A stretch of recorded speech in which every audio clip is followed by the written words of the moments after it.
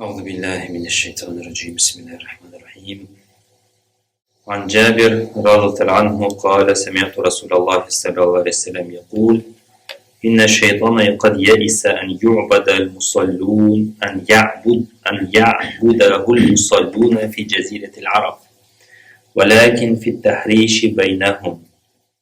Значит, хадис передал имам Муслим, это правильный достоверный хадис от Джабира.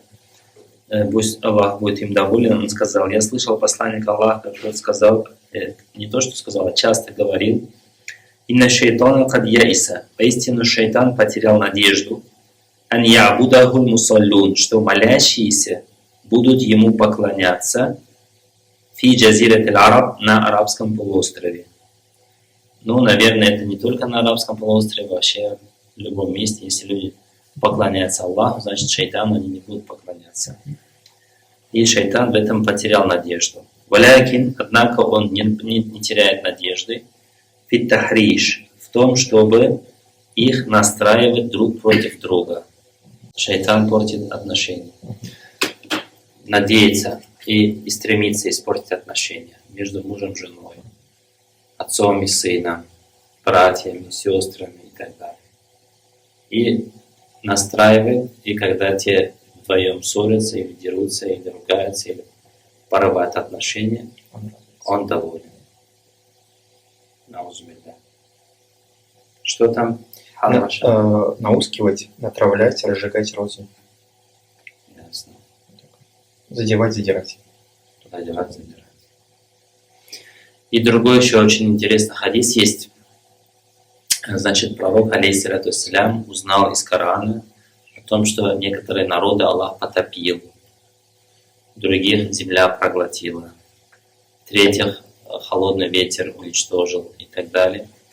И он делал дуа за свою умму, чтобы она не погибла от провала земли, или от потопа, или от пожара.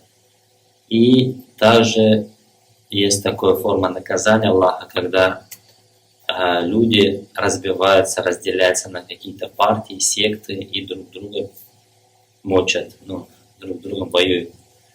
И в этом плане Расулуллах тоже делал дуа, чтобы моя умма не разделилась, чтобы они друг друга не мочили, не издевались, не насмехались и не портили отношения и так далее. И Расулуллах получил ответ от Аллаха, что все твои дуа приняты, кроме последней.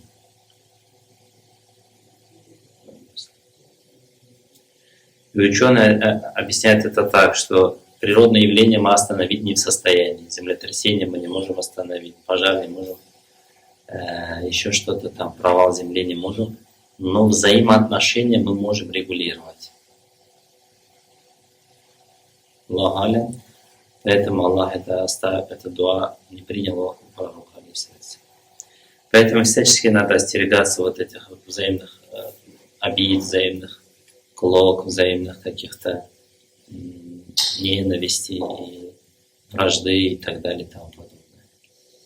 И еще один страшный хадис. Или хватит страшный хадис читать? Мы же просвещаемся. Знание получаем. Ан Джабир ибн Ан Аби Харраш Хадрад ибн Аби Хадрад аль-Аслами ويقال السلمي الصحابي رضي الله عنه أنه سمع النبي صلى الله عليه وسلم يقول من هجر أخاه سنة فهو كسفك الدم. سبحان الله. Абу Дауд переводит хадис от сподвижника по имени Абу Хираш из племени Сулям или Саль, из племени Саль. Вот этот сахаба передал хадис, говорит: я слышал посланника, саллаллаху алейхи ва саллям, как он говорил: тот, кто прекращает отношения со своим братом в течение года, он подобен тому, кто пролил его кровь.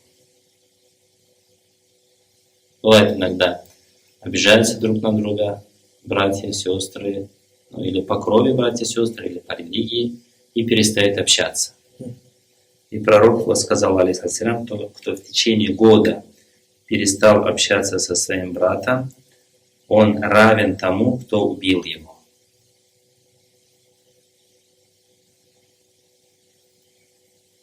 Почему? Потому что когда человек остается один, он подвергается влиянию шайтана.